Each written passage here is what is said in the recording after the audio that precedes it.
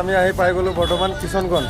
এতিয়া এই পাঞ্জলকো আহি পালোঁ। পাঞ্জল মোলৈ ৰৈ আছিলে, বোলে পাঞ্জলে লুট কৰিলে। তই কি লুট কৰিছ পাঞ্জল? মুৰ্গী দানা। ক'ত যাবি?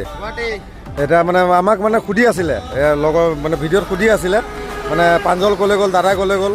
বাকী পাঞ্জলক এতিয়া লগ পালোঁ। বাকী আমাৰ দাদা ক'ত আছে? অঁ, দাদা আৰু ইয়াৰ মানে হেৰি গুৱাহাটীৰ মাল, মোৰহে বাকী শিলিগুৰি। এহেঁত এতিয়া অসম যাবগৈ, মই আৰু বেংগলতে। কি হয় নাজানো আৰু, মই আৰু ইয়াতে থাকি যাব লাগিব আৰু। তহঁতে মোক এৰি থৈ গ'লি। একচুৱেলি তহঁতে গাদ্দাৰি কৰিলি মোৰ লগত। একেলগে আহিছোঁ, তহঁতে কমচে কম তহঁতেও শিলিগুৰি মাল লুট কৰিব লাগিব। হৰবৰি মানে কি মাল নাছিলে এভেইলেবল?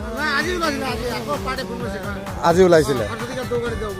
বাকী মানে মালৰ বহুত মানে মাল বহুত, আমিও তাতে নতুনকৈ আহিছোঁ, মাল অলপ ইমান এটা পোৱা নাই। বাকী এইবাৰৰ পৰা আহিলে ছেটিং হৈ যাব আৰু নে কি? বাকী এইখিনি জেগাটোৰ নাম কি আছিল পাঞ্জল? এই জেগাটোৰ নাম কি আছিলে? এইফালে কিষণগঞ্জ। এইখন আপোনাৰ মাৰোৱাৰী হোটেল। এইফালৰ পৰা এইখন মাৰোৱাৰী হোটেল। গোটেই ৰাস্তাত এখন হোটেলে ভাল বুলি কয়। ইয়াতে চাহ তাহ খালোঁ। এতিয়া আৰু এই পাঞ্জলে ভাত খালে, আৰু এতিয়া এইখন আমাৰ বসন্তী। মই লুট কৰিছোঁ ময়দা, আৰু ই লুট কৰিছে মুৰ্গী দানা। আকৌ দিয়ক গাইছ, বাই বাই। গৈ থাকোঁ শিলিগুৰিলৈকে, বেছি দূৰ নাই আৰু 70-80 কিলোমিটাৰমান আছে, বেছি দূৰ নাই।